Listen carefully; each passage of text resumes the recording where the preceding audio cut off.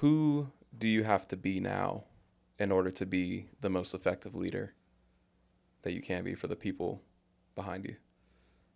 Um, well, I don't know. I think of one thing that's like special about what I'm doing and about How Bizarre and the way that we run it, the way that we run our record label, Dia Dia, is that we're not necessarily like ahead of anyone, but instead like we are a part of our community that like we're working with. And I think that's what makes a lot of the difference, because a lot of times like people will want to create like events or experiences and things like that, but a lot of it is more so like they're reaching into a community to just like benefit from them and honestly like exploit a lot of times, take advantage of. But for us, like we're from the same community that like we're impacting and that like we're working with, like we're just from within it, because like for us, like we again all had the same experience of growing up feeling like disconnected and isolated, feeling alone. And so for us, like we always craved having more space to connect with one another and to like do fun things that are actually of our interest. So that's just basically like what we're doing now, you know, is like trying to create that space that we didn't have when we were younger, but that we definitely know is out there and that we wanted to have. And, you know, we wanted that to be around for other people. Like, even one of the cool things about How Bizarre is now, like, 16-year-olds and 15-year-olds, 14-year-olds even are, like, coming to the The space and demographic is experiencing it. increasing. Yeah, and they're experiencing it, and it's like that's what I wanted when I was a kid. Like I can't imagine how that would have like changed my life or accelerated my creativity and things like that. Right. So yeah, I mean, I would just say that like the most important thing is that like I'm coming from the community that I'm working with. I'm not like ahead of them. I'm not like from somewhere else. Like Right. it's just it's like all of us together, like coming together for things that we care about. So then who do you have to be in order to get this message across then to Mm-hmm. where people are going to listen? And I ask this because the person that you have to be in order to communicate to somebody in the classroom is Mm-hmm. completely different than a person in the real world, Mm-hmm. right? And you found inspiration, you found this gift and calling in that sixth grade classroom, in that ninth grade classroom, you know, the experience of going to Miami, then driving right back through the night, right? Yeah. Giving more of yourself, right? So there's these stages Yeah. of evolution for you as an individual. And now we're here, Yeah. right? Multiple things happening.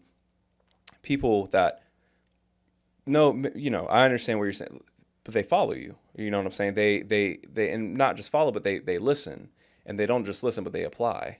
So in order to continue to get these principles and philosophies across to people, who who do you have to be? Who do you have to be to them? I mean, similar to what we talked about earlier, I feel like the most important thing when I started making this transition into like creating businesses and like actually working to like create social change is that like I just had to dedicate myself to the cause fully, like to everything. So it's like all of this impacts my life in every single way. So it's like what I do, like I'm not going out that much, or like if I do, I'm like very aware of like how I'm presenting myself and things like that. I'm more so just like kind of keeping my head down, staying focused and working, because everything kind of like now reflects on what the businesses are. Like everything that I do kind of reflects on How Bizarre and Dia Dia and things like that. So for me, I'm just like really focused on doing what I have to do and like staying very committed to my cause, and to like the cause of creating more of a cultural revolution in Gainesville. And so, yeah, I just have to be very focused. I have to be like very committed. It sounds like you're a servant. Am I wrong about that? I mean, I look at you and I listen to the things that you're saying right now, and I see servanthood, Mm-hmm. and and as a leader, I think that you don't just lead from the stands. Mm-hmm. That's what we would call a coach. Mm-hmm. But I feel like a leader is somebody who's out in the field. I don't feel. I know a Mm-hmm. leader is somebody that's out in the field right by. Yeah. the people that they.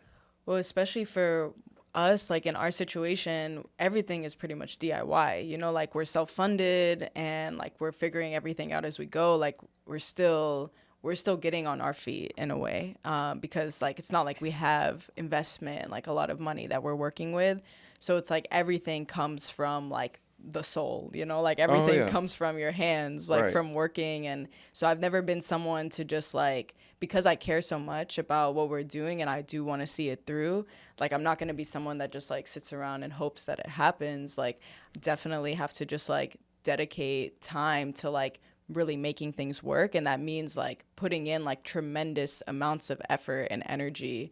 And that's, I would say like that's where people kind of like see my leadership, because like they see me putting in the energy to create the like the outcomes that they see later And on. the willingness to do anything that needs to be done. I mean, that's Literally anything. no, literally anything. Like, and I think that's not that's not something that's overlooked. That's just something that not a lot of people have. You know, there's roadblocks that happen, and I feel like we just kind of let them be there. Well, we tried, you know, like Yeah. stuff like that. But you know, when a promise is made to the people, you know, whether it be cultural revolution, whether it be a worker owned model, you know, whatever it might be, whatever principle it is that we are trying to establish and a norm that we're trying to create, it's like you have to be able and willing to do anything possible in order to make that thing happen. Right.